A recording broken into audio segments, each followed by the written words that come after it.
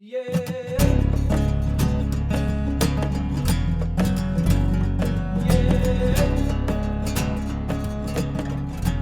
This is the Into the Wilderness podcast. I'm your host, Byron Pace. It is the last day in November for 2020. December is just around the corner, so is Christmas, and 2021 is almost within sight. Hopefully, next year is going to be a lot better for everybody with coronavirus behind us. But in the meantime, I sat down and had a conversation with Peter Carr, who is editor-in-chief at the Future Publishing Group. I've known him for a long time. He has been the editor of a publication that I contribute to for more than a decade, and we've done many trips around the world together. We've also done a lot of filming together. He is involved in all manner of things, a very knowledgeable man. His background is rather intriguing, from skippering a fishing boat to being a professional hunter to being deeply embedded in conservation and wildlife protection. And you're going to hear all about that in the upcoming show. But before we get to that, a quick shout out, because we've had a lot of new Patreons recently. So thank you very much if you have gone over to patreon.com/Byron Pace and helped support producing these podcasts. The top tier Patreons for this week include Richard Stevens, Richard McNeil, Ronnie Speakman of rdcontracting.co.uk, Tom McCraith, James Benjamin Normandale, James Marchington, the guys at South Ayrshire Stalking, Josh Starling, Thomas Cameron, Mark Zabrowski, and Galax Clothing, who are a new top tier supporter. So thank you very much. It's quite a list in the top tier, but all of your support is massively appreciated. Now, I have an apology because, as always on these long form podcasts, we run a competition, and that is to win a copy of Modern Huntsman, who are our partners on this show and help make this show possible. However, 2 weeks ago, I asked you to go and subscribe to the Modern Huntsman newsletter, which you can do on modernhuntsman.com. But I forgot to reach out to the team and find out who had subscribed in the last 2 weeks. So I don't have any names. And to be fair, we have just sent Volume 6 to print, so the last 2 weeks have been kind of chaotic. But anyway, so what I'm going to do is we're going to keep this competition running, but in 2 weeks' time, when I do the next podcast, which might actually be the last one for the new year, I'm not sure yet, I'll just announce two winners. So head over to modernhuntsman.com, subscribe to the newsletter. There's really fascinating content comes out, I think, once a week. And there's a lot of online content now from Modern Huntsman as well, some really interesting columns from some great writers. I actually contribute to one column a month. It's called Into the Anthropocene, and you can get a sort of a science roundup of the things that are important in the world of environmentalism and conservation. So that's all on the Modern Huntsman website. Go subscribe, and in 2 weeks' time, I will have a list of names, and I will announce two winners to win a copy. And of course, Volume 6 is available for pre-order. So again, head over to their website, get a copy of Volume 6, because I don't think I've ever had so much fun and been so proud of a collection of writers and artists, including the contribution that I put into this volume myself. I'm sitting there beside so many talented people, and it's a great privilege to be part of it. So you need to get that book in your hands. But I am not going to keep you any longer. If you want to have a look at anything that I'm up to, the best place for that is to probably go over on Instagram. I'm trying to get a little bit better at keeping up to date with what's going on there, but I have been a little busy recently, and so I haven't posted for a while. But if you just go over to @ByronJPace, you can see what I'm up to on Instagram, and that does post to Facebook, but I don't interact much there anymore. And of course, my website, which is just byronpace.com.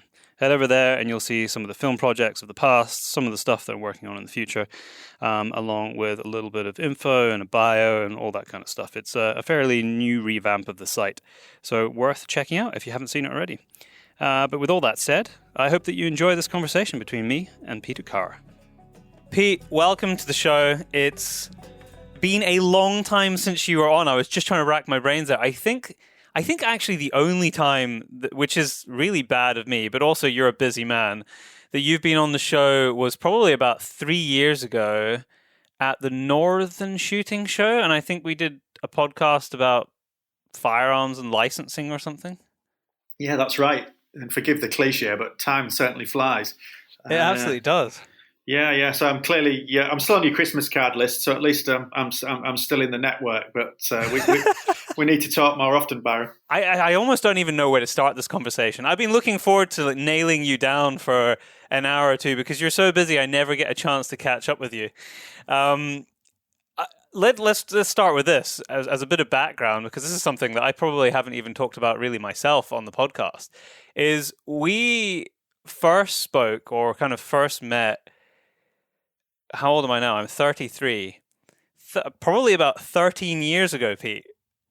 You realize it's that long? I was maybe 19, 20. I know, it's crazy, isn't it? Yeah. Now, and at the time you were a contributor along with me of a very new publication. It hadn't been going for very long, called Sporting Rifle. That's correct. Yeah. So how did that actually start for you? So how did you end up contributing there more than a decade ago?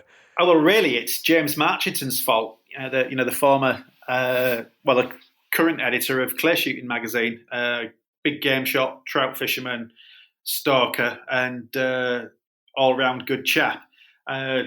He was the editor of back then would have been Sporting Shooter, and I submitted an article to him, a big game hunting article to James, and he basically said, my publisher would go crazy if we published anything about big game hunting. So he said, Sporting Rifle's just been launched, edited by Charlie Jacoby, emphasis on the O. And James's quote, and I quote James, it was, he'll publish anything. Well, I mean, that is pretty much true. So I submitted that article to Charlie, and after that, the next issue, I had a column, a deer stalking column, and a sport abroad column for Sporting Rifle, which 6 months later, Charlie decided he was going to leave to launch Field Sports Channel. And then I sort of, within 6 months, I was editor of the magazine, and within 12 months, I was editor-in-chief. And then I think 3 years later, I was editorial director at Blaze Publishing for the Field Sports division. So it was kind of quite a rapid rise. I was going to say, that's quite a rise up through the ranks. And prior to you contributing and saying, hey, I'm going to write this story about big game hunting, which we're going to dig into all the facets of that as we go on with this conversation. But had you done much writing before? Just at college, and submitted a few articles to newspapers, regional newspapers, and various other military history articles, that kind of thing, but nothing full time. But I was did a fair bit of investigative journalism in niche areas, mostly actually in the illegal wildlife trade, investigating that, or actually finding people. That was kind of a skill set of mine. I was pretty good at tracking people down. So yeah, the illegal wildlife trade. I mean, we're going to talk a lot about that, I think, probably on this podcast. But while I'm busy studying right now for my master's course, I keep being drawn to that element of the concept, like the fight for conservation is the illegal wildlife trade. But actually, no, I should correct myself. Not just the illegal wildlife trade, but the wildlife trade as a whole, of which there is an illegal component to. And when I talk about wildlife trade, not just mammals. I mean, the most of the trade in the world is actually in plants.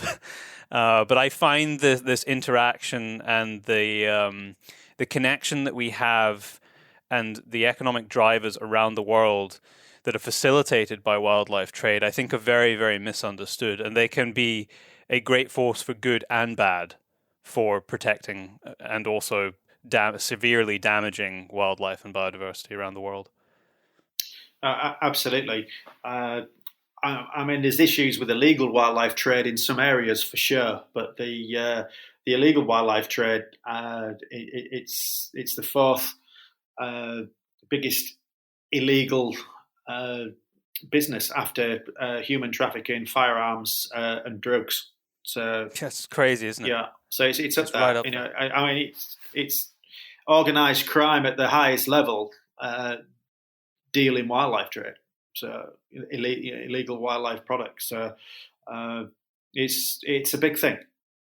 So we're going to talk a little bit more about that, but before we get there, I want to backtrack. So we started, which was you getting published really for the first time in the field sports world, and then suddenly you're now an editor of a publication. But so how old are you, Pete? Like roughly speaking, when that happened. So when I kind of first met you, because I don't even know how old you are now. When I first met you, you were a much younger man. How old were you then? I must have been at 16, I guess. That makes me about 5. Yeah, I'm not telling you how old I am, Byron. But you'd had you'd had a career up to that point, and largely in you have a fishing background, professional hunting background. Talk me through some of that, because you've tried your hand at quite a number of things over the years prior to becoming full-time, being an editor involved in print media. Yeah. So I always wanted to be a gamekeeper. That was kind of my calling in life. So that's what I trained as a gamekeeper. Attended Bishop Burton College. Then I went on to keepering a position at Sprateley Grange in East Yorkshire. Then Farndale in North Yorkshire, because I always wanted to work with grouse. So that was great. And then it was interesting. From there, I made some great contacts when I was at college and in the game shooting world, both in the UK and abroad, in Africa and in mainland Europe. And actually, I let some mountain hare days for through a friend of mine I went to college with, and from there that kind of morphed into becoming a sporting agent, which was great. I had a great period of my life. Actually expanded into Europe and into Africa, running sporting trips and running safaris and overseas hunting trips, which was great. Met some great people. Met some real assholes as well, but that's the human race. Unfortunately, we're the worst example of a species on the planet, really.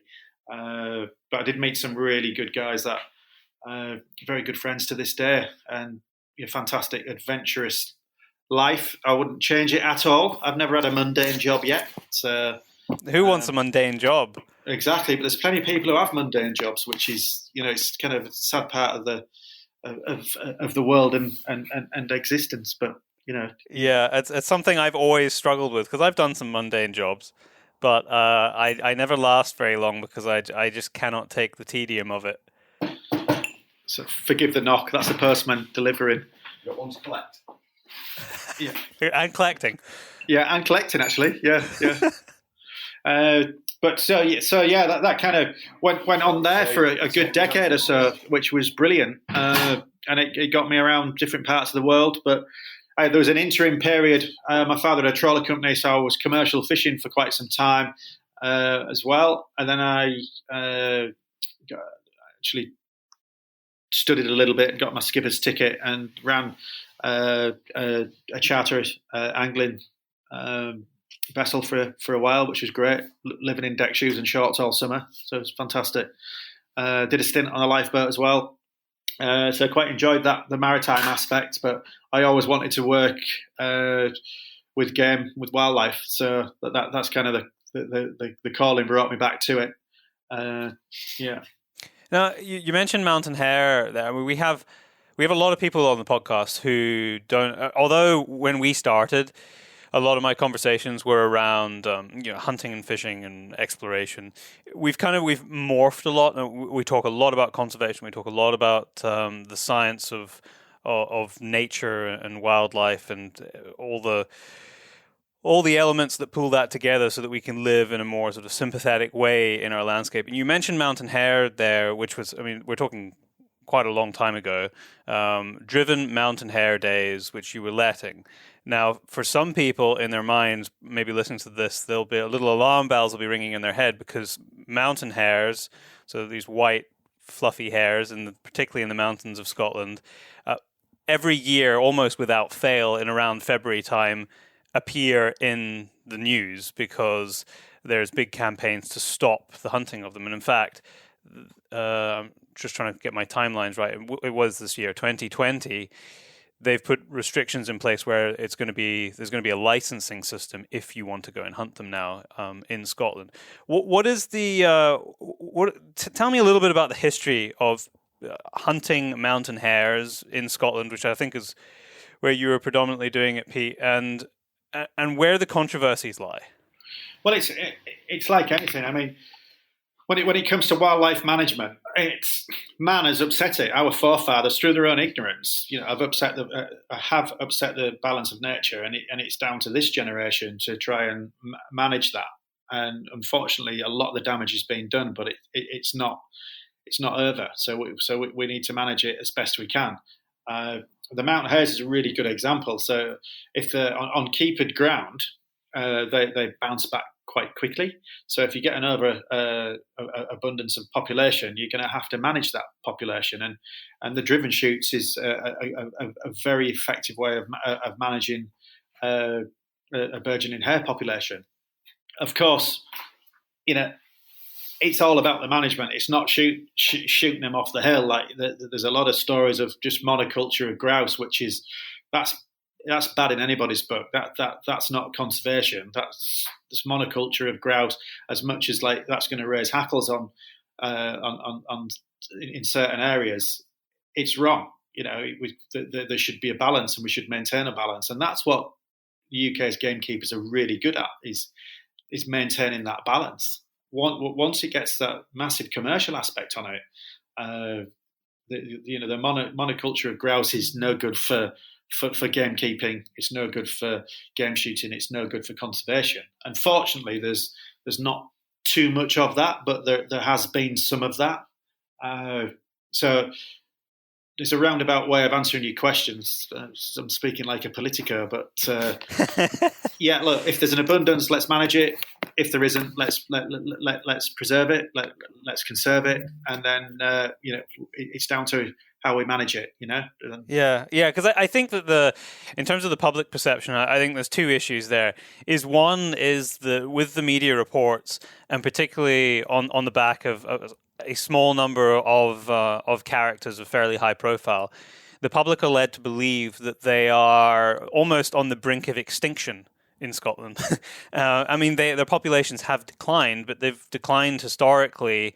I mean, they're actually our only native hare species. So, and if you want to really go back and talk about the decline of mountain hare populations, then let's talk about the introduction of brown hares by, I think it was the Romans. I think, did the Romans bring brown hares? Do you know? I'm not sure if it was the Romans or the Normans, but the Normans could have been the Normans. Certainly, the Normans did bring hares over. So whether the Romans had already done so, I'm not so sure. But if they had, they were certainly supplemented by the Romans. Yeah, by the Normans. Sorry, forgive me. Good old William. Yeah. William Rufus. And that pushed mountain hares into the mountains, into this much poorer habitat where they've actually thrived, but they were way down onto the low ground before the brown hare arrived. And it is true. I mean, I like to think that I'm someone, particularly now with a bit of age and a bit more worldly experience, where I can look at these different elements of the hunting world, of which I am a part of. I don't hunt anything like as much as I used to, just for time more than anything else. But look at controversial aspects like the mountain hare, for example, and look at the science and understand it to the best of my ability to try and work out what fundamentally is the truth here. And unless I can be shown otherwise, I believe it is true that on, just as you mentioned, that on managed grouse moors, good managed grouse moors, they have a much higher abundance of white hare than on non-managed ground. And so that has to tell you something, and that has to be brought into the conversation when we're talking about licensing hares for management, for harvesting, for culling.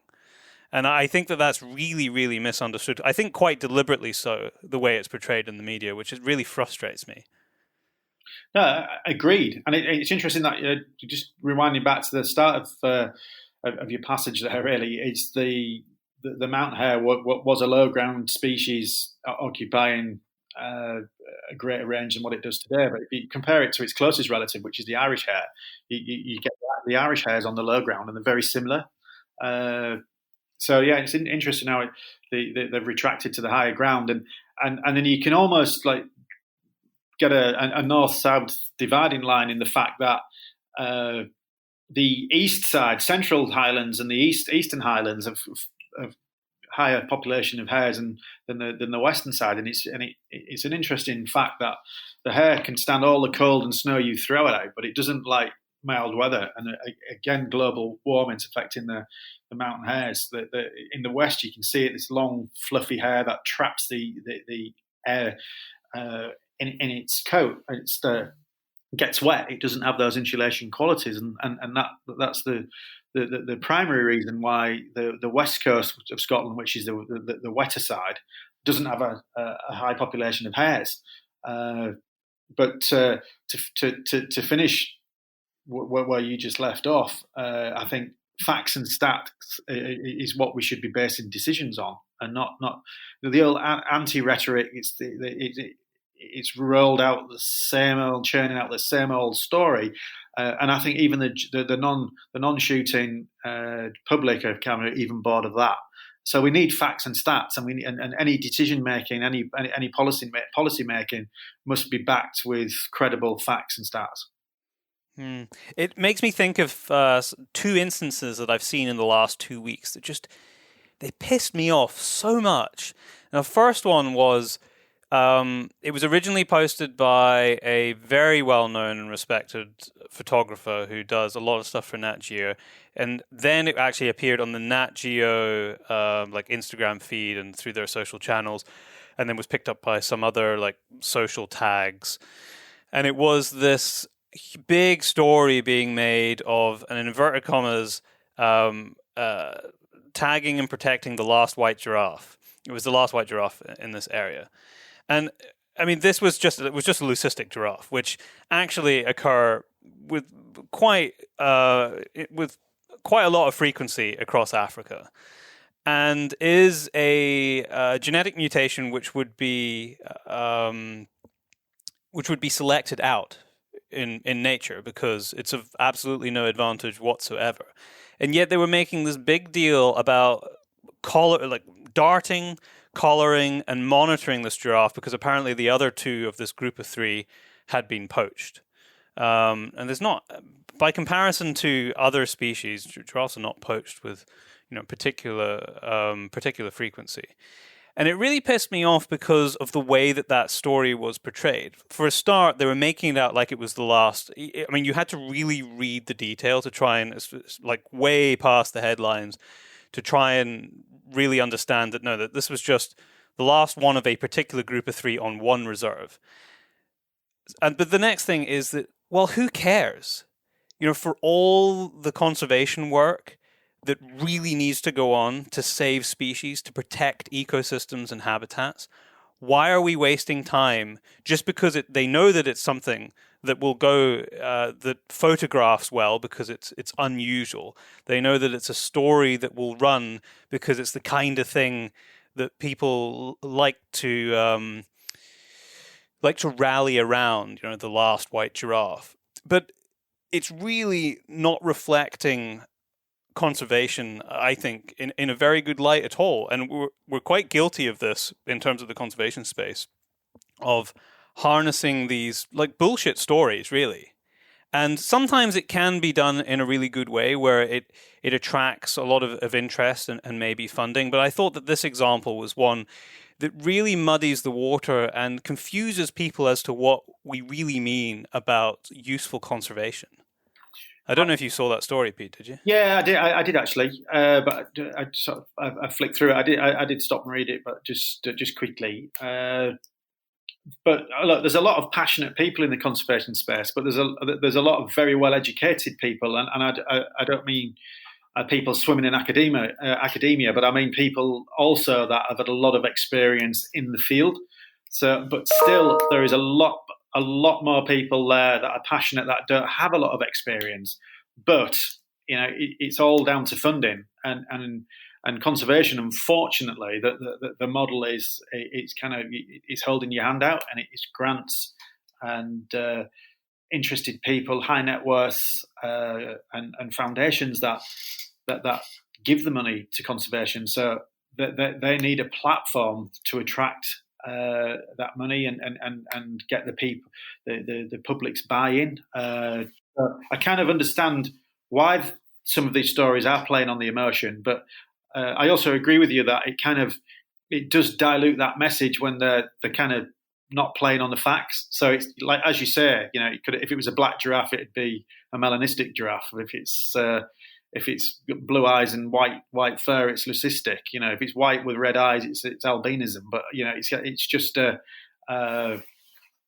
it's not a separate species. It's not. No, it's not even. And it's of no real value to the species, actually. In fact, I would even go as far to saying is putting extra conservation effort into these particular genetic mutations has an adverse effect on the species, because you shouldn't be deliberately perpetuating that. I mean, a lot of that's recessive, so it will pitch up periodically in the species. But yeah, I mean, you're being a more pragmatic. I was so riled when I saw that, because I just know how much work is required and how difficult funding is, just as you've pointed out.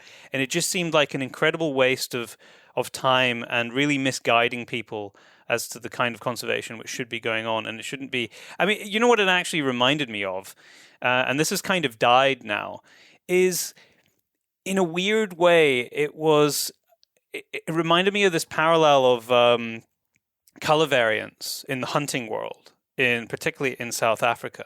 And I was thinking to myself, these same people who are making a big deal about this giraffe that just happens to be a slightly different color than the type specimen of the species are the same people. And I disagreed with the whole color variation bullshit anyway.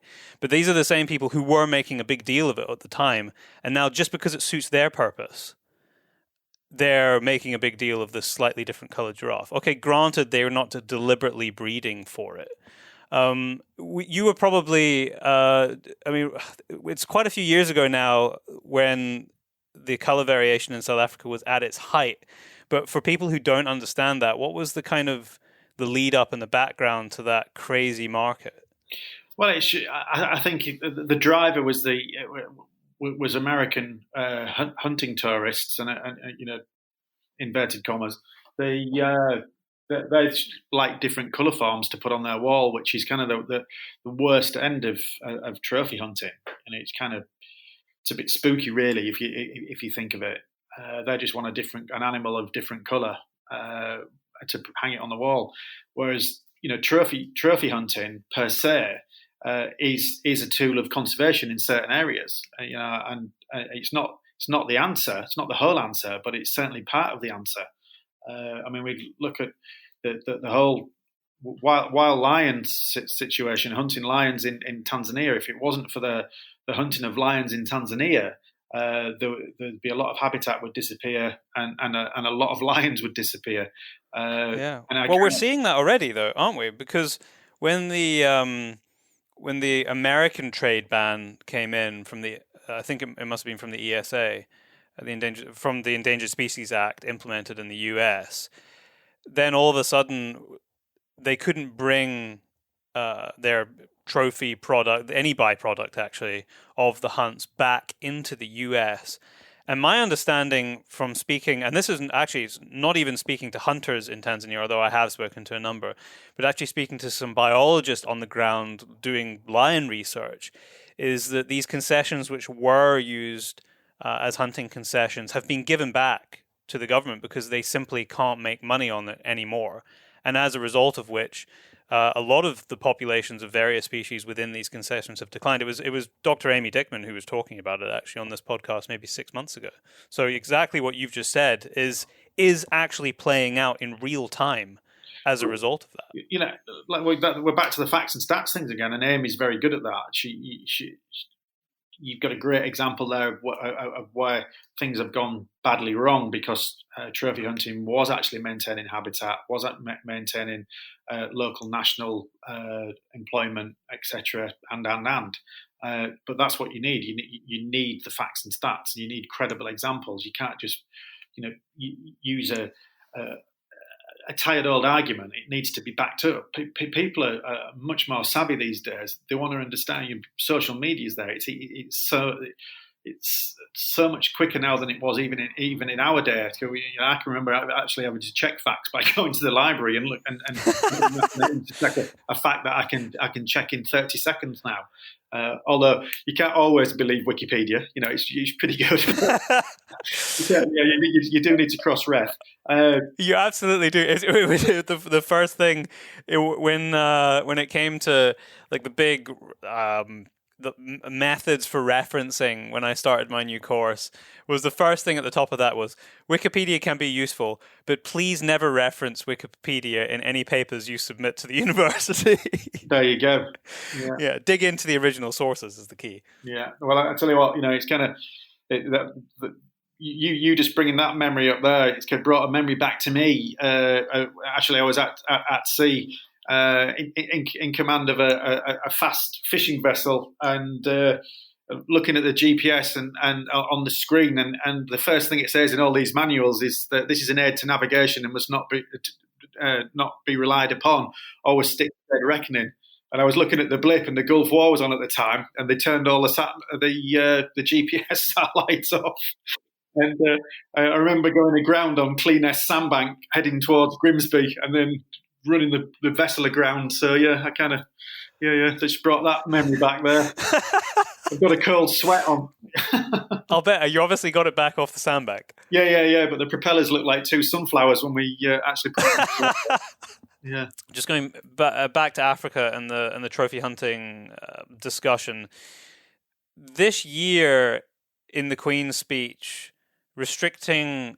We've just been talking about the restriction of trophy imports, and maybe we need to have a little discussion around what is meant by that, because it's actually products of the animal. They don't have to just be for, in inverted commas, a trophy, from my understanding. But it looks like we are going to have similar restrictions on certain animal species in the UK, just as they've implemented, like for lions in the US. Where are we with that whole process right now, Pete? Because there was a lot of noise about it at the time. I remember actually when it was first mentioned, this is prior to the Queen's speech, it was first mentioned by the government through, I think it was Zach Goldsmith at the time, and I was in the back of a cab in France. I remember when it came through on the BBC News, which was this time last year, I think. Okay. Well, two things. One thing I don't want to forget about is the giraffe situation. Okay, we can go back there. Yeah. Yeah. So certain subspecies of giraffe, and so the Kordofan giraffe, are in dire straits, and the giraffe as a species isn't actually doing that well. The South African hunting market, there's a lot of giraffes there, and they bounce back quite quickly if they're in a protected area, small area. But I mean, you get issues if they've got a bull giraffe one side of a fence and a bull giraffe at the other, then you've got some big issues going on. But the giraffe itself isn't doing that well. So, bringing attention to these leucistic giraffes, which is, as you say, is kind of a storm in a teacup. But really, the attention should be actually on the conservation of some of these subspecies that are in dire straits. That is something where that whole giraffe story should be centered around is actually the protection of some of these subspecies in certain parts of Africa that are in a bad place right now. Yeah, no, it is really. You're right. It is very much worth pointing that out. But it is interesting that particularly in the southern part of Africa, because a lot of the subspecies you're talking about are in Central Africa, the ones that have declined rapidly. But in southern Africa, they are doing normally on hunting reserves or farms really very well. And if they are in an environment where there's a reason to keep them, they can proliferate really quickly. In fact, I brought up this example before. I think we actually even talked about it when I did my interview with Alex Olofsson. They have 30,000 hectares in Namibia, and they have to their offtake of giraffes every year is about 200 animals, and that is just to keep the population static. And they use that, they trade some of that meat through the meat markets, and then they also feed a lot of that meat to their camps. So it is possible, if there is the right incentives and the right funding in place for protection, that they can thrive. But I guess the issue here is that that is not the case, particularly in more complicated political situations and ability to control poaching in Central Africa. It's a bigger issue when you in the smaller reserves that they've got in South Africa and the whole game farming industry. It's so much more artificial. I mean, there is some great places. Don't get me wrong, but there's a lot of smaller places, and it's kind of put and take, which is not. It's not a great story for conservation.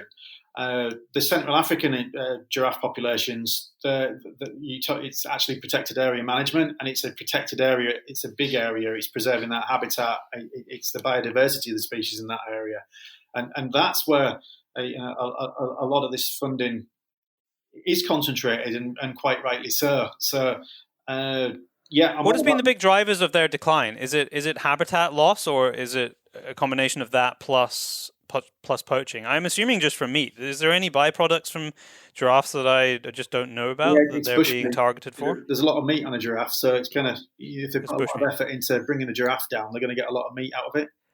The bushmeat trade, I mean, around the world, but particularly we normally think about the continent of Africa when we're talking about the bushmeat trade. There has been, I would say, it can be massively damaging for a lot of species. I mean, the pangolin is an interesting one because there's two elements to it. There's the international trade for the scales, predominantly going to Asian markets for Chinese traditional medicine. But there is also a massive element of the pangolin bushmeat trade, which is just for that. It is for eating them, and it has been done traditionally, as well as some local medicinal purposes as well. Which we talk when we're looking at something like that. It can be very easy sitting in the West to say, well, that's terrible. The bushmeat trade's a terrible thing because it is entirely responsible for the decimation of populations. But in order to stop and counter that, there has to be an alternative source for that meat. And actually, there are some examples where a regulated bushmeat trade, where there are restrictions on areas that can be hunted, actually does function quite well, and means that you don't need an increase in agriculture, and that increase in agriculture is a change in land use, which is actually the greatest driver of biodiversity loss in the world. Yeah, absolutely, and that's why it's not just about the species. It's about protecting that protected area. It's habitat, maintaining habitat, and it's geographical. So the drivers in one area will be different to the other area, and that's often overlooked. But then you also have to look at the indigenous populations, and say a lot of these these indigenous populations are based on cattle farming. So that as the species expands, as in the human species expands, then they're going to want more area. So it's a big argument, and I think the biggest threat to the planet is the ever increasing population of the human race. So it's kind of, how big does this this subject go, really? Because if you want to boil it down and come up with some answers, it's like, we want to stop breeding as fast as what we are. And then there's nowhere like Africa that's increasing in population. Africa and Asia, it's burgeoning populations. In the West, not so much. But it's kind of, that's the answer. Well, that's the problem. We need an answer to that. That's what wants answering. But that really comes down to education, doesn't it? We know from plenty of examples around the world and from many, many studies that educating particularly women can help reduce that. You end up with lower birth rates with the higher the level of education that you facilitate around the world. And that is a very good reason for funding to be funneled into education in these poorer parts of the world for that very reason. Yeah, well, if you're talking about education on contraception, tell that to a Catholic. Do you know what I mean? So you've got to. Well, I mean, yeah, religion is a problem as well. Yeah. Yeah. So it's culture and religion. You've got to take all. There's so many variables to look at, and again, that's it's geographical as well. So it's cultural and geographical. So you're getting into this argument. I'll grow arms and legs very, very quickly. But the fact is that the widening population, human race, is now expanding into protected. Onto the edge of these protected areas. Just look at these larger protected areas now, and then look at the encampments around them. They're almost surrounded. They can't go in the protected area, so the populace lives just outside the protected area, and that's going to increase. So we'll end up with islands. There'll be Jurassic Parks. In fact, Dr. Pete Morkel, who's the famous rhino vet, he's great, absolute top bloke, and he says it as it is, and he's looking forward. He once said to me, in the future, we might just have a dozen, 20 Jurassic Parks in Africa, which is kind of scary if you're somebody of that experience, that background, that knowledge, that brain capacity, and that understanding of conservation. If that his projection is like that's what we're going to have is some Jurassic Parks. That's quite scary. It scares me, and I've read a book recently by a biologist called Alistair Graham that was written back in the 70s. He did a lot of stuff with Peter Beard. Back, obviously Peter Beard died sadly this year, but he was a fairly old man, I think in his 80s. I'm not sure if Alistair Graham is still alive. I'm trying to track him down. If anyone on the podcast knows Alistair Graham, I think he lives in Australia now. I would love to have a conversation with him. But even back then, he was talking about it. I mean, this is, we're like 50 years ago, and he was talking about these gazetted paradises and how false and artificial these protected areas are. And he actually said, look, the necessity to create a national park or a reserve is an admittance of failure. Because in his view, we needed to be able to, and this, I suppose this is most definitely tied into the fact that this might not be possible with these projections of population increases. But as humans, we need to be integrated within the landscape and live within it and live within the means of it, rather than having these, as you described it, these little islands of reserves everywhere. And we know there was a recent study out this year that despite all the work that has gone on, and we are increasingly protecting areas, whether that be marine reserves or terrestrial reserves, that the problem is they are not connected. I think the research suggests that only 10% of all these reserves around the world are actually connected to any other reserve. And that is a massive problem. That is a massive problem for genetic flow. That is a massive problem for the longevity of the species, which didn't evolve in these just little encapsulated. It kind of reminds me of, it's like a fucking snow globe, They're living in these snow globes that we all stand around the edge and look at and marvel at, and then go back to our modern life. And that is not a future of conservation that I want to see. Hey, look, it's gonna. I'm with you. There are some these protected area corridors in between reserves and national parks, and it depends on the species. But looking at elephant and the whole life cycle of an elephant, they move massive distances, and they're so important to the habitat for they'll push trees over, eat crap out seeds 20 miles away, and that it's all, but that whole elephant system and their life cycle is so important to the landscape, and they've just been increasingly hemmed into areas, and that's into protected areas, and that's where you get human wildlife conflict. And They want to be outside, which is increasing all the time. Yeah, and elephants, if they're protected, bounce back very, very quickly. And then you get an overabundance, and then that needs to be looked at. How do you manage that overabundance? Because a 5-ton animal is not that easy to put it on a lead they're not. And walk it to the next place. So you've got some big issues there. But we're still back to that expansion of the human race. What do you, just talking about I mean, there's so many other things I want to touch on now, but just off the back of what we've been talking about for the last 15 minutes, but the elephants and the ivory trade, do you remember the big, because I think I was probably too young, although I feel like I remember it because I've seen videos since, and I've read a lot of books where you see the pictures, those early burning piles of ivory tusks. Do you think that helped?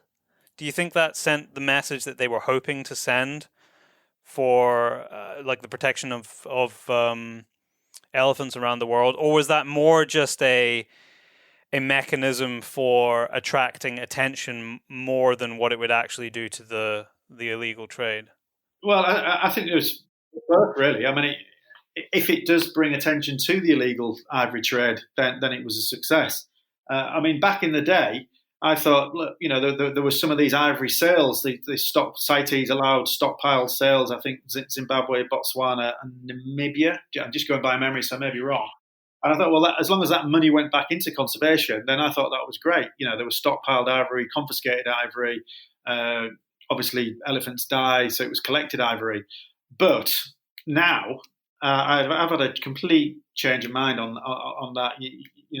The ivory trade is the driver for poaching elephants for their ivory. So if there is no ivory trade, then there won't be a demand for ivory. So it's not demand reduction. It wants to be that trade is archaic. It's the primary driver for the loss of elephants, which 100,000 elephants have disappeared since I've been involved in the magazine, if not more. So really. But do you think, though, I mean, if we look at, I'll just go back to pangolins because I happen to know about that because I just did a lot of reading and wrote a paper on it.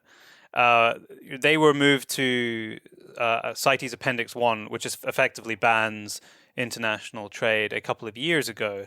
But that hasn't done really anything to the trade whatsoever. It doesn't appear to. It's very difficult to actually know because you only really know what the illegal trade is when you find an illegal shipment, and nobody has got a flag to show you here's an illegal shipment here.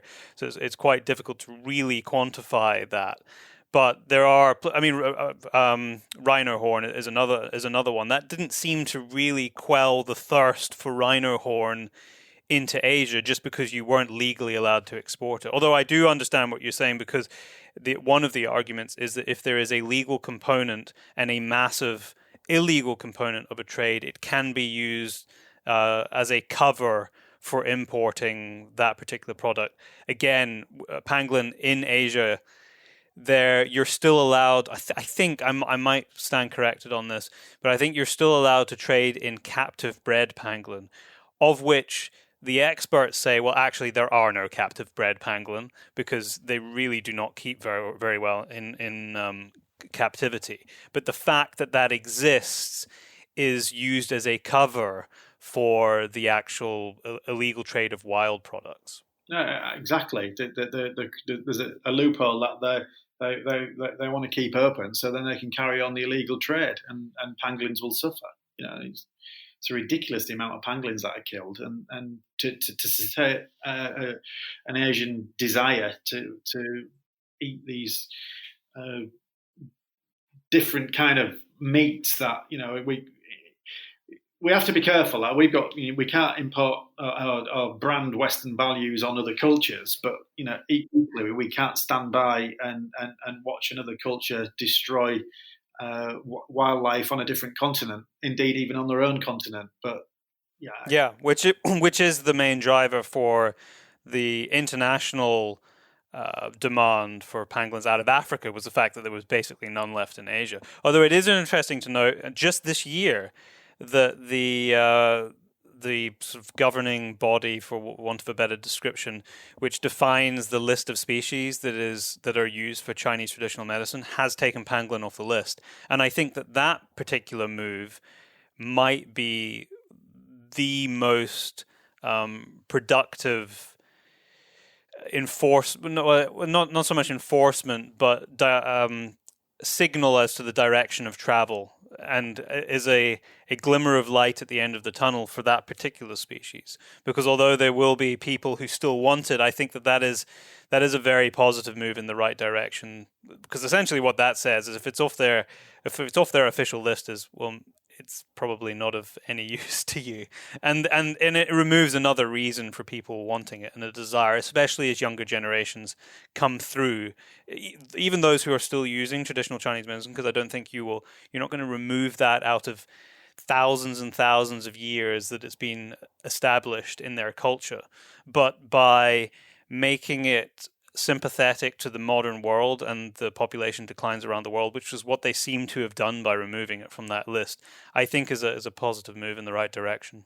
Well, look, it's going to be down to China, and China, as Donald Trump would say, and various Southeast Asian countries that they need to bring in legislation and enforce it. It's kind of, CITES is a toothless organisation. It's just, you sign up to this agreement, and we expect, or rather hope, that you won't break that agreement. So, I mean, CITES is toothless. Because they don't have any enforcement, do they? They just set this agreement of rules between countries around the world. Exactly, and it's like you brought up an interesting issue there when you said that the illegal wildlife trade in China for being the best example, that traditional Chinese medicine is thousands of years old. And I remember Ted Riley, who was the founder of conservation in Swaziland, who I know very, very well. He's a legend. He said, look, the issue we've got is this. We in the world, we with Christianity and Islam, we haven't solved that argument, and it's 1,000 years old. The traditional Chinese medicine is 5,000 years old, and we can't solve the 1,000-year-old problem. So, what chance have we got with a 5,000-year-old problem? But the only way that we'll make this work, and again, I've had an about face in a decade of following this, is like social influences such as Prince William, Prince Harry, David Beckham. The younger Asians that are coming through, they've got access to media now, and they can be, and they will be influenced. They're living in a modern age. China can't keep everything tight and drip feed it to their nationals. Now it's out there, and I think social influencers are the way forward on educating the modern generations of Asians. I really believe that is the way forward on demand reduction for sure. Yeah, no, I'd agree with that. Now, one other thing I wanted to talk about, particularly in Africa and illegal trade, before we go off and talk about something else, is lions in Africa, because I think that this, everybody knows about rhino horns. It's been very well publicized. Everybody knows about ivory. Increasingly, people know about pangolins because there's been a very good campaign to raise that awareness since they got stamped with the most illegally trafficked mammal in the world. And I think it was 2018, they were given that label, and then it made all the newspapers kind of around the world. But lions, for a long time, have kind of gone under the radar because a lot of that trade, it's not really seen, it's not visible. You're not left with a massive carcass because a lot of that trade is coming from lion farms. So we've increasingly seen it in the media, and it gets mixed up in this whole canned trophy lion hunting discussion as well, which can make it quite complicated and confusing. Explain the background of that, Pete, because I know it's a subject that you have some knowledge on. Well, the whole canned lion sort of hunting fraternity. I mean, the whole thing about it, this captive bred. It's not even hunting. It's the captive killing of a cat. It's the killing of a captive lion, and there's no hunting involved whatsoever. So you've got a semi-tame cat that's released in an area, often on the day or minutes before even of the hunt taking place. And then it's dressed up by some so-called PH walking you around a fenced area looking for this cat and then picking up its spoor, following it, and then killing it. And I mean, really, who wants to do such a thing? But there was a demand for it. I mean, there still is. And this is an interesting one. That the main demand was by far from the US. But what pleasure could you have about putting that on your wall? Really. So, but it was a big demand. Then a couple of years ago, SCI and the Dallas Safari Club International. And then Fish and Wildlife, everybody in the States, the writing was on the wall that this was actually damaging ethical hunting practices being associated with canned lion hunting. So do you think they took too long to come to that realization? Do you think they were just hoping that it would fly under the radar? Because they must have been very well aware that a lot of them, not a lot of the members, some of their members were partaking in this. There's no way that they didn't know. Yeah, absolutely. It was far too long. They should have come out vigorously against canned lion killing by tourism. So canned lion killing tourism, they should have come out against that 10, 15 years ago. Certainly 10 years ago, they should have. If they'd come out against that, and that's why we've got this trophy hunting ban coming in now. And for the US, they banned the import of captive bred lion trophies, which was the right thing to do, and I believe France did, and I think the Netherlands as well. How did they? I wonder how they defined whether it was captive or wild. Well, it would be on the it would be on the permit. Yeah, so it'd be on the permit, okay, where it was hunted and if it was captive or not. Now, and this is where the UK has fallen short. So our shooting organisations, which do a great job in this country, that I think that they've been as guilty as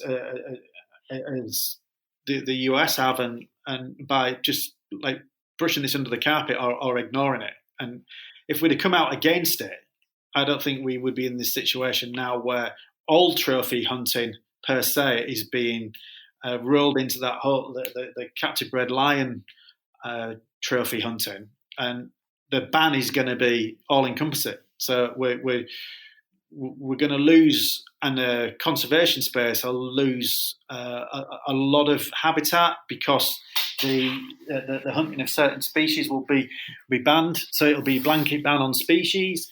And look, some of them, absolutely. I mean, we should not be facilitating the import of captive bred tame lions into this country. And that now has seen this situation develop, which there's pros and cons for it. I mean, I think any threatened species, do we really need to be hunting any threatened species and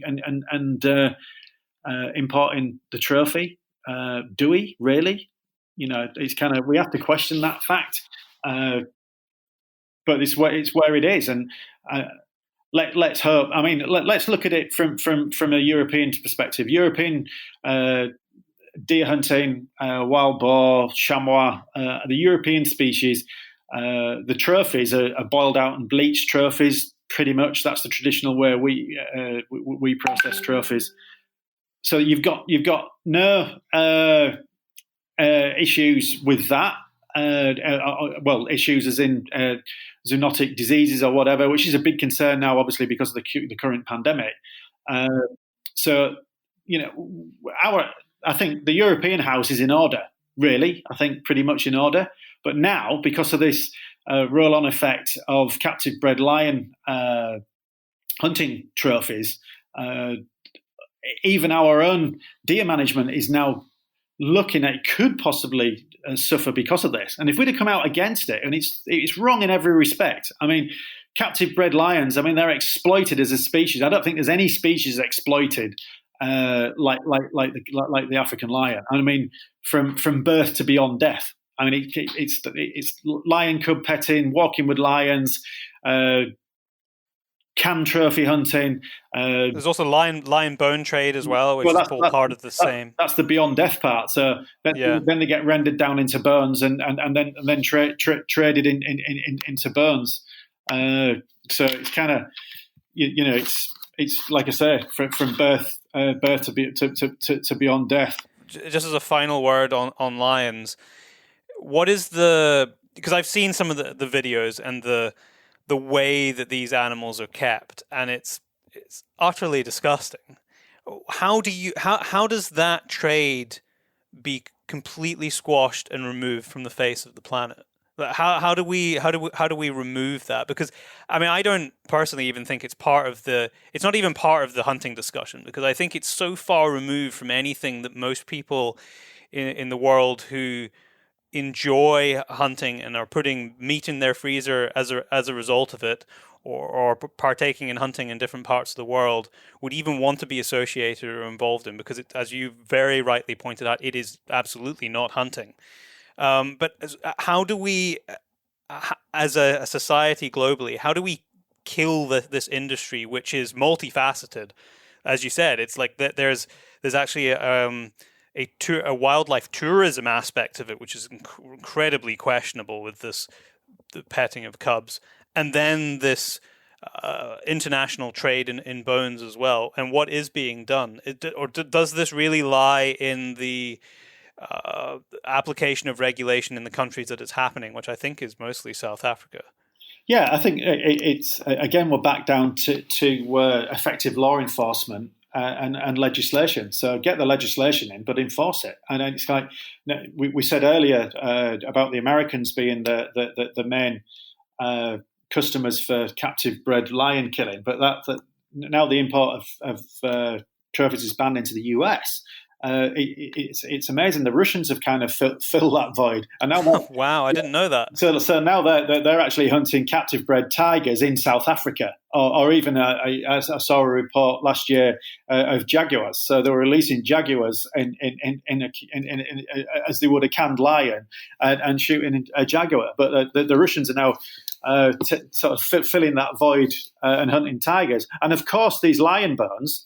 They're a driver, as we talked about the ivory trade being a driver for killing elephants. The lion bones are being sold in Asia as tiger bones. So this legal trade, which goes out of South Africa, is actually threatening wild tigers. But the effort involved in killing wild tigers, because there's not so many of them left, is just easier to import lion bones and then rebrand them as tiger bones. So I mean, it's so corrupt, and it's a despicable industry, and for it to be even associated with ethical professional hunting is a tragedy. Pete, we've been talking a lot about conservation at a very high level. The global conservation of highly endangered species and illegal trades. That's predominantly what you and I have been talking about.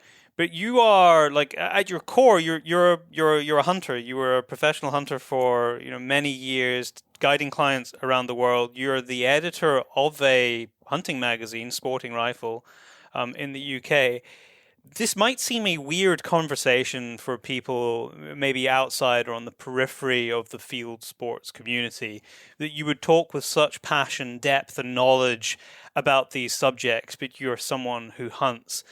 Explain this potential contradiction in people's minds, because I think it's fascinating and very misunderstood. And I know, because you and I have known each other for a very long time now, that this is what you live and breathe every day. Is this? I mean, I can't remember the last time that you and I talked about I don't know, a rifle model, really. I couldn't even tell you anymore because I pay so little attention to it. This is very much the driver and focus of your thinking and your writing and the work that you're doing is global conservation. No, absolutely, and I think the world's certainly some of the world's best conservationists actually were former hunters. History has shown us that for the last 120 years, for sure. But I think I've always enjoyed field sports. I've always enjoyed hunting, but it's always been I've always done it from an ethical standpoint. and organised wildlife management, organised shooting and hunting is a tool of conservation if it's used correctly. And unfortunately, there's more and more of it not being used effectively, or even. I think that everyone should apply. What is this ethical? Are we doing this for the right reasons? What is the benefit to the species? And I think that's the mindset I've always had. And there's a lot of people in the conservation space that understand that, and I think there's a lot of people in field sports that understand that, but there's always a rogue element. I mean, you only have to look at the banking sector or the priesthood to see rogue elements. So, yeah, that's very true. I mean, tell me, in terms of, as we sort of start to bring this conversation to a close, and I would have liked to have spent more time on this, but maybe we can just chat again at some point. In terms of the country that you and I live in, we both live in the UK, and what the types of hunting that people partake in when you were younger, and looking forward to the future, what challenges do you see facing us? Because we're looking at restrictions of on grouse moors and licensing potentially coming in Scotland, where there's lots of noise about licensing for releasing of non-native birds, pheasant and partridge, which has been a big part of the countryside and hunting, particularly, well, I mean, just because you have more people down there, but particularly in England, but also up here in Scotland. That looks like that might change. The landscape is shifting. Stalking, I think, has probably been less changed, but there is very much this demonization of deer, particularly up here in Scotland. What is your view on that? Well, again, we're back to that overpopulation of a species that needs to be managed. And, I'm very passionate about the UK's deer, and I think we do it very well. What I don't like to see is mass culling of deer and not taking into account the age, sex of the animal. It's just like numbers going there and wipe out a block. I think that's wrong. It's bad for the profession. It undoes much of the tradition and good management that the professional managers and indeed some of the amateur stalkers in this country. I think we certainly lead pretty much in Europe on deer management, and I'd like to see that stay there. I hate to hear of these mass culls in forestry blocks, for instance. Yeah, look, deer do damage, but it's down to professional deer managers to do that, not to do it in an unethical way. And I'd hate to see that grow. What I would like to see is more responsible stalking and guys such as ourselves bringing on the next generation to understand deer management. It's not about killing deer, as it really isn't. I mean, there is an element of that out there, and I think social media shows the worst of that bad element within our own ranks, and that's a different story. So I think I'll always be involved in deer management because I love deer. I love managing deer. I'm very, very fortunate to manage a large acreage, and we have a healthy population, and it's great to see that. And you balance the damage with the venison harvest, and it's good to be able to do my little bit in a very, very, very, very small part of the world. And if everybody has that kind of attitude, as most professional stalkers in this country do, and indeed in Western Europe, then I think we should be good. But it's all about educating the next generation. And what about pheasant and partridges and the discussion that's going on in England now with licensing of release of birds? Do you see a future there? Do you think that'll still be a component of the countryside as driven pheasant and partridge shoots? Yeah, I think it will. In the next couple of decades. I think we've argued for legislation and enforcement in various countries abroad that have got ineffective law enforcement. But we don't want death by legislation here. We have got effective law enforcement in many areas, not in every area. The Game Act is like 150 years old, and we can't convict hare coursers because we've got an antiquated law, which is ridiculous. So that needs looking at. But look, the gamekeepers of this country certainly, or this countries, as in the United Kingdom, they do some great work, and I think the British wildlife we have is testament to the professionalism of the gamekeepers that look after vast chunks of our countryside, the great British countryside, and do it very, very well. And I think if we lost that, that would be tragic. But, and there is a but, and I think these massive bag days, it's just not needed. It's bad for the sport. I think you can go too much of anything, everything in moderation. Too much of anything is usually a bad thing. And these ridiculously high bag days, I don't think it's doing game shooting any good whatsoever. I think well-managed estates that have decent days. I mean, if you want to shoot more than 200 birds in a day, 200 birds is a lot of birds to shoot in a day. I think everybody's got a lot of shooting at that. Everybody's had a good day. Shooting twice that, I think, it's a lot. But shooting thousands of birds in a day, that's not doing anybody any favors. No, and I don't think it's necessary to maintain the argument that is made for these commercial days, which is that it also benefits the areas that are being managed. I think that can be done economically at lower levels with lower densities, as has been proven. I mean, especially up here in Scotland, a lot of the estates that run it are run at very moderate levels, and it works. It works pretty well. You feel good walking around there. You feel like there is this this give and take between the necessity to run it as an economic enterprise, but also plant trees and hedgerows and create areas which are sympathetic to the wild inhabitants of that area too. Yeah, absolutely. I mean, I'm fortunate where I live. It's a beautiful part of the country, and the estates, the game estates, we've got a lot of game estates here, and they're all managed very, very well. It's great to see that. We haven't got these massive commercial shoots in my area, which is great. So yeah, all good. The great British countryside, the gamekeepers have got a massive part to play in that, and that's why we still have it. Yeah, it's really frustrating to me. I see this mentioned all the time when I'm reading publications and when you're reading press, particularly about the declines of wildlife around the world. And the UK is often held up as this place that has no wildlife left, with some of the greatest declines around the world, particularly in the Northern Hemisphere. And well, the numbers for surveys don't lie. I think, unfortunately, what it doesn't reflect is that the vast majority of those declines are because of the incredibly intensive agriculture we have here. And that has facilitated the vast majority of it. And it doesn't acknowledge the other uses of the countryside, of which we have a long, long history using parts of the countryside for various forms of hunting.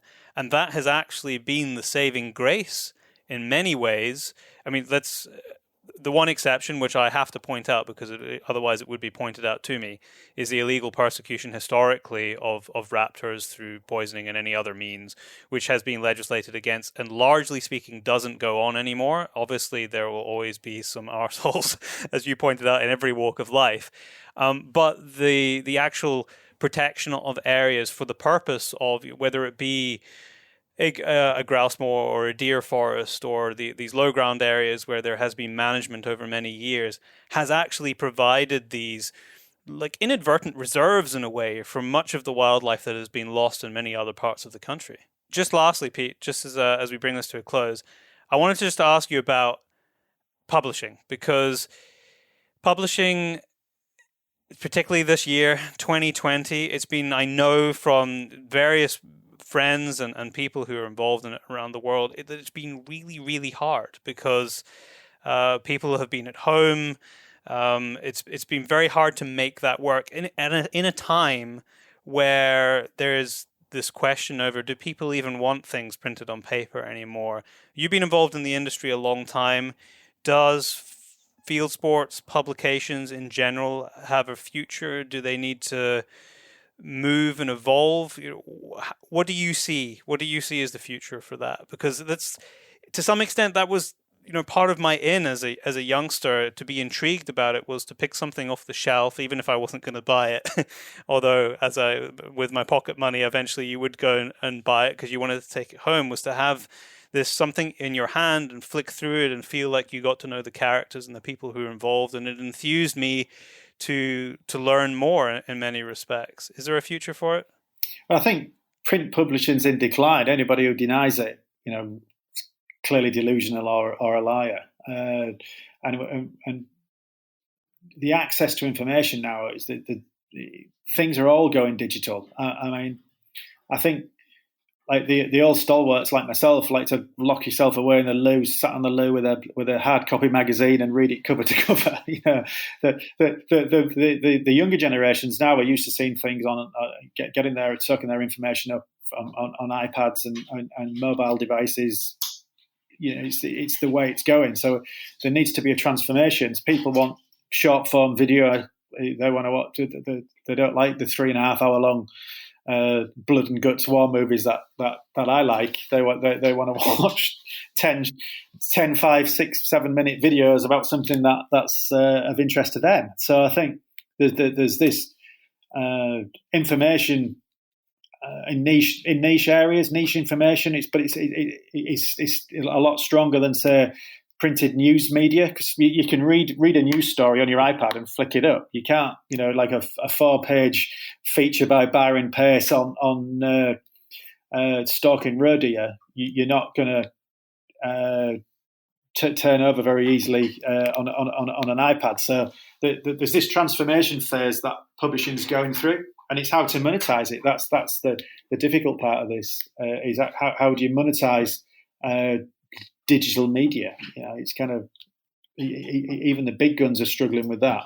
No, it is a challenge, absolutely. Pete, I am not going to keep you any longer because I know that you're a busy man, and it's been a fascinating discussion as it is. I'm looking forward to having you on again, but next time we need to be in the same room because I think that could be fun. And we'll do it when maybe when there's less coronavirus knocking around the place, so we have more freedom to move around the country. Early next year, hopefully, with the Oxford vaccine about to be rolled out. Yeah, absolutely. We look forward to hooking up Byron, knocking back a couple of Speyside malts and shooting the shit. Good stuff, Pete. Thanks for your time. Okay, mate. You take care.